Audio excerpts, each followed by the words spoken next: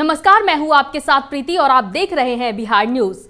गलवान घाटी में शहीद भारत मां के वीर सपूत सैनिकों के सम्मान में पालीगंज बाजार में बिक्रम के पूर्व विधायक सह पालीगंज भाजपा प्रत्याशी राम जन्म शर्मा के नेतृत्व में कैंडल मार्च निकालकर श्रद्धांजलि अर्पित की गई।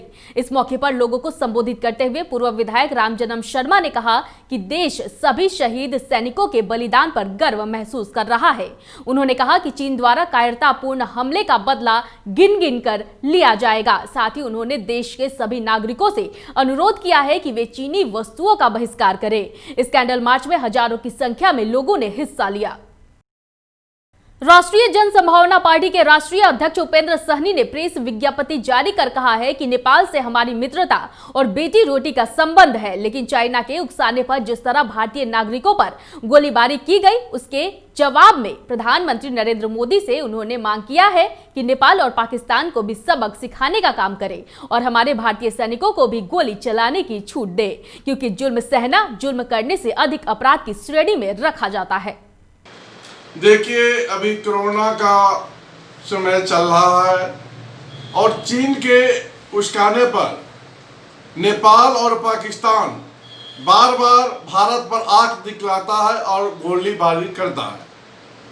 तो जिस प्रकार चाइना पर अटैक करने के लिए हमारे प्रधानमंत्री जी सेना को छूट दिया गया है, ठीक उसी प्रकार पाकिस्तान नेपाल पर भी हमारे सेना को छूट दिया जाए अटैक करने का, ताकि सबक सीख सके और बार बार आंख न दिखावे।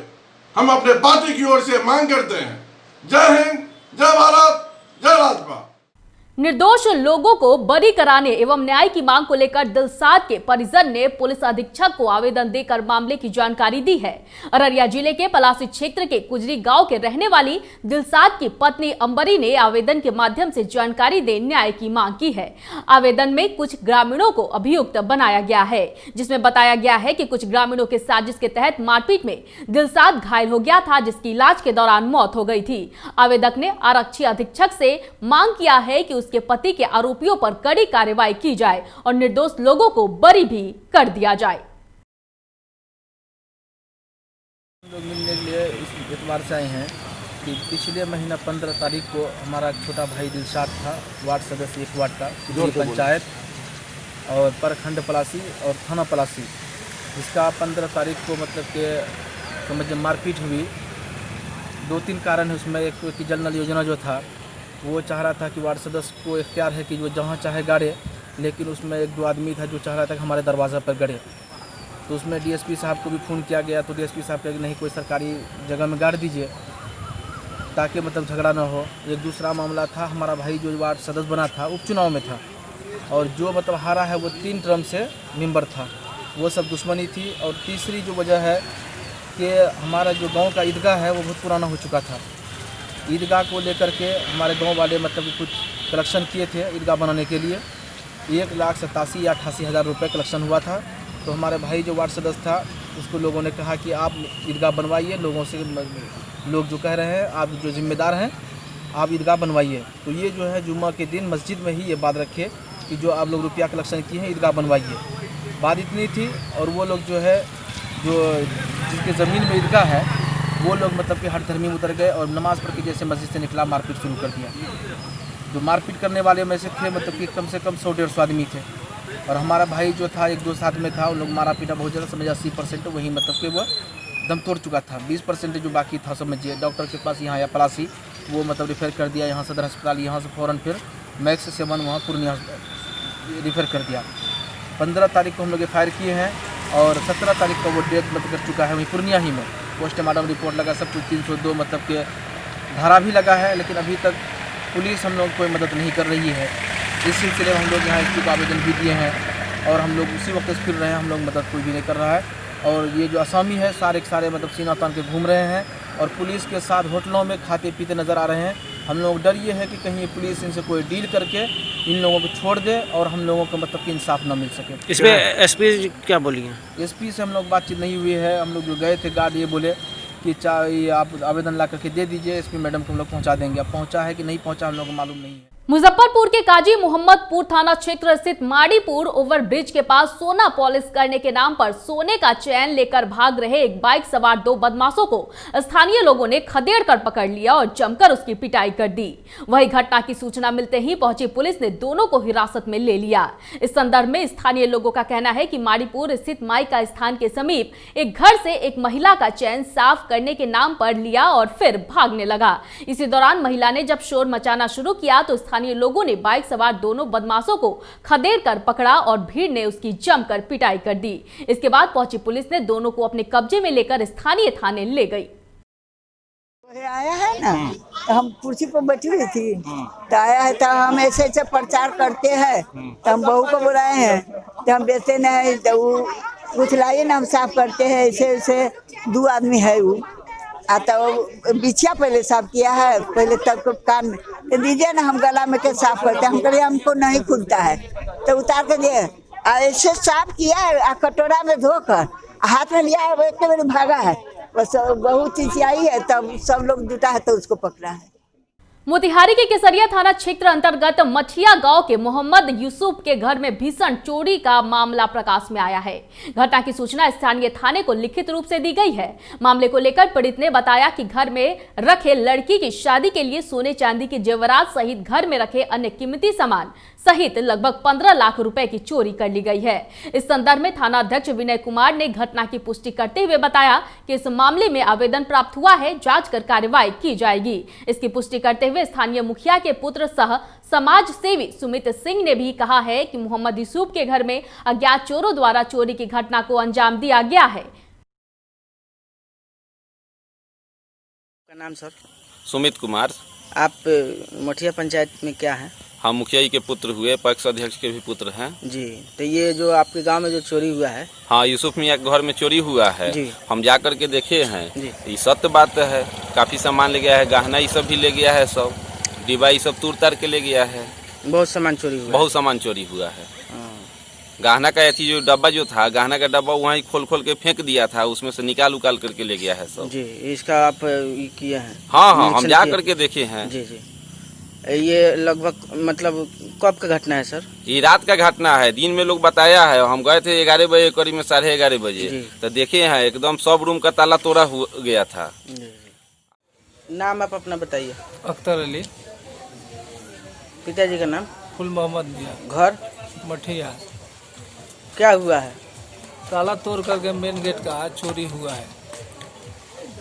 ये आपका घर है? मेरे भाई का है। आपको कैसे पता चला?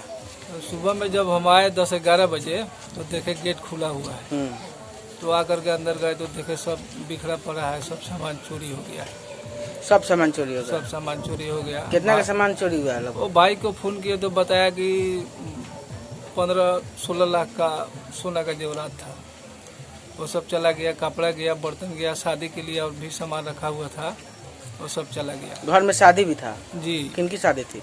लड़की की शादी थी। लड़की की शादी थी, उन्हीं के लिए जेवर वर खरीद के रखा हुआ था? जी जी। वो सब चोरी हो गया? सब चोरी हो गया। और कुछ नगद वगद? नगद भी था, वो नहीं बताया है नगद कितना था। अच्छा। हाँ, नहीं था नगद। ये लगभग कब का घटना है ये सब? कल का है, रात में। रात का घटना? जी, कल रात में 18 तारीख के रात। किसी पर शक आपको? अब शक को हम लोग तो लगे हैं, कौन किया है पता कर रहे हैं, देख रहे हैं किसको काम है ये। ये आपके भाई का घर है? जी। भाई का नाम? मोहम्मद यूसुफ। मोहम्मद यूसुफ। थाना में आवेदन दिए हैं? दिए हैं। थाना वाला क्या बोला है? वो बोला है कि बड़ा बाबू आने से आवेदन देंगे, फिर किसको भेजते हैं, क्या करते हैं, देखा जाएगा। मोतिहारी के घोड़ा सहन पुलिस ने छात्र नेता के घर से छापेमारी कर कई हथियार बरामद किए हैं। साथ ही आयशा के छात्र नेता समेत 11 लोगों को हिरासत में भी लिया गया है। पुलिस ने आशंका जताई है कि ये लोग किसी बड़ी वारदात को अंजाम देने की फिराक में थे। जानकारी के मुताबिक घोड़ा सहन थाना अध्यक्ष अखिलेश मिश्रा के नेतृत्व में पुलिस ने छात्र नेता के गांधीनगर मोहल्ला स्थित घर पर छापेमारी की, जहां से हथियार समेत छात्र नेता की गिरफ्तारी हुई है। वैशाली के शहीद जय किशोर सिंह के शव यात्रा में भारी भीड़ उमड़ पड़ी। सभी ने अपनी नम आंखों से शहीद को अंतिम विदाई दी। बता दें कि महनार के हसनपुर घाट पर शहीद का अंतिम संस्कार किया गया। 8 किलोमीटर की लंबी शव यात्रा में सैकड़ों लोग शामिल हुए। शहीद जय किशोर अमर रहे के नारे के साथ शहीद का अंतिम संस्कार किया गया।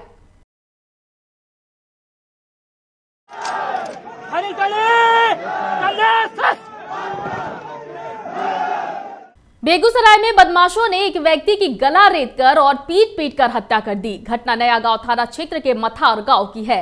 मृतक के परिजनों का आरोप है कि मृतक मिंटू झा की नाबालिग बेटी का अपहरण 12 जून को कर लिया गया था। इस मामले में मृतक के पिता ने अपनी पोती की शादी के नियत से अपहरण का मामला दर्ज कराया था, जिसमें 6 लोगों को आरोपित बनाया गया था।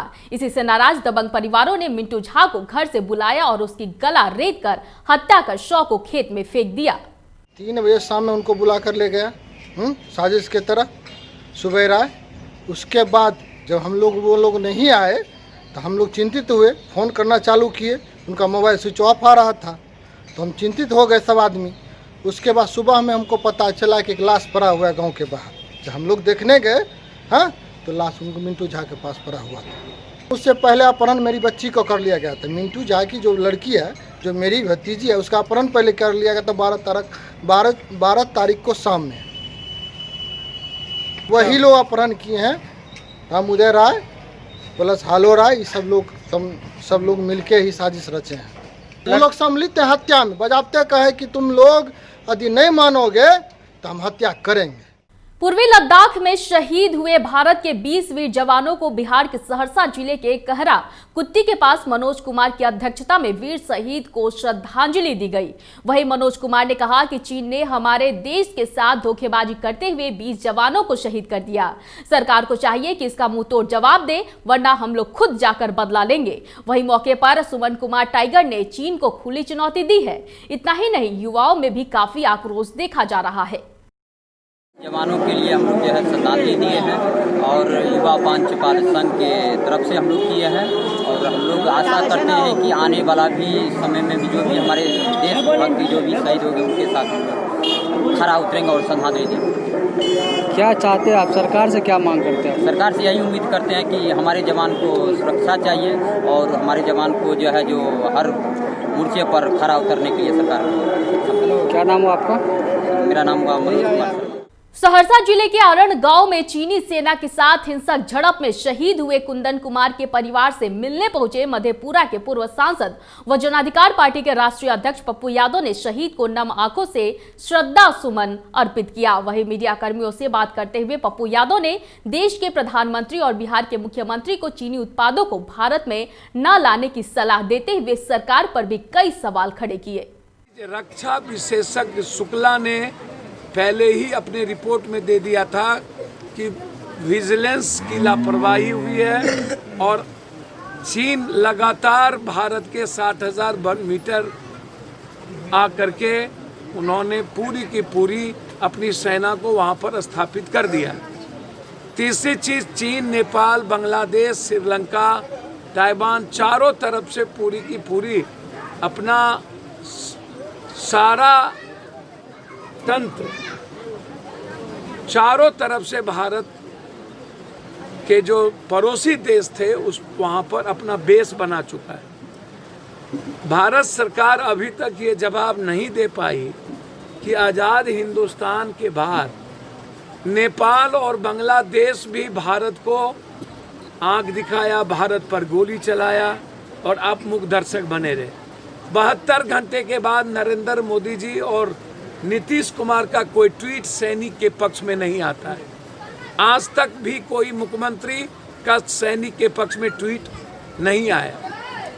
अब तीसरी चीज, आप लड़ने में सक्षम हैं या नहीं है, सैनिक सक्षम है। भारत की पॉलिसी बिल्कुल डिफरेंट है। हम इस 10 सालों की अवधि में भारत की जो सामरिक पॉलिसी थी देश के बाहर दूसरे कंट्रियों को लेकर के, उसमें हम फेल कर चुके हैं। अब क्या यह सरकार लगभग 200 चीन की कंपनी भारत के साथ 90% शेयर कर चुका है 200 कंपनी। 60,000 करोड़ शेयर अभी हुआ है। लगभग इस तरीके से मिनिमम हम नए जितने कॉन्ट्रैक्ट्स को करते हैं उसमें चीन की भूमिका और चीन का कॉन्ट्रैक्ट्स का जो पूरा का पूरा कॉन्ट्रैक्ट्स चीन के कॉन्ट्रैक्ट्स को मिलता है। क्या कारण है कि आप कंपनियों का एडवर्टाइजमेंट पर रोक नहीं लगा रहे हैं? एक चार चौथी चीज, अमिताभ बच्चन का केबीसी चाइनीज कंपनी का एडवर्टाइजमेंट कर रही है और आपके यहाँ लगभग 2 दर्जन से ज्यादा ऐसे पूंजीपति दलाल हैं जो चाइनीज की पूरी कंपनी की दलाली करके भारत की जमीन को बाजार बना दिया है चाइनीज का। अब मेरे ही जमीन पर पैसा कमाता है चीन और मेरे ही पैसे से मेरे परिवार को और मेरे सैनिक को मारता है चीन। तो मेरी जमीन कब तक इस्तेमाल होगी चीन को मारने के लिए? इकोनॉमी के रूप में क्या चीन के सारे सामानों पर बैन लगेगा? क्या चीन के 200 लगभग कंपनी जो भारत के 200 कंपनियों के साथ 24%, 34%, 36%, 90% शेयर है, क्या आप उसको रोकेंगे? और छठा, क्या आप सारे एडवर्टाइजमेंट को रोकेंगे? सातवां, क्या आपकी कूटनीति पॉलिसी पूरी दुनिया को साथ लेके चीन को करारा जवाब देंगे? क्या आप चीन जो मेरी जमीन को लगभग 60,000 वर्ग मीटर आगे तक आकर उनके कब्जे में है, क्या आप उसको छुड़वा पाएंगे? क्या यह देश जानना चाहती है सर्जिकल स्ट्राइक कब होगा? अभी तक एक बार भी आरएसएस बीजेपी के लोगों ने, जिन्होंने कहा था कि मैं चाइनीज को चुनाव के पहले चाइनीज कंपनी को भारत में हम नहीं रुकने देंगे, स्वदेशी, लोकल और वोकल, मैं जानना चाहता हूं लोकल और वोकल क्या? सासाराम के गोला मंडी के कारोबारियों ने अपनी अपनी दुकानें बंद रखी है। बता दें कि किराना कारोबारी के कर्मी से अपराधियों ने 3,40,000 रुपए लूट लिए थे। इस दौरान कर्मचारी मोहन यादव को मारपीट कर घायल भी कर दिया गया था। इस दौरान अपराधियों ने फायरिंग भी की थी, जिसके बाद अब कारोबारियों में दहशत व्याप्त हो गया है, जिसके विरोध में गोला मंडी के सभी दुकानदारों ने अपनी अपनी दुकानें बंद कर विरोध दर्ज कराया और साथ ही सुरक्षा की भी मांग की। क्यों? कल गोला बाजार का व्यक्ति बैंक में पैसा जमा करने के लिए 3,40,000 रुपया गया था, उसको लूट हो गया, उसको लेके हम लोग बाजार बंद किए हुए हैं। नगर थाना हट जाने की वजह से ये क्राइम और बढ़ गया है। इसी के विरोध में बंद किया है। इसी के विरोध में हम लोग बंद किए। इस वक्त की खबरों में फिलहाल इतना ही। मुझे दीजिए इजाजत, लेकिन देखते रहिए बिहार न्यूज। नमस्कार।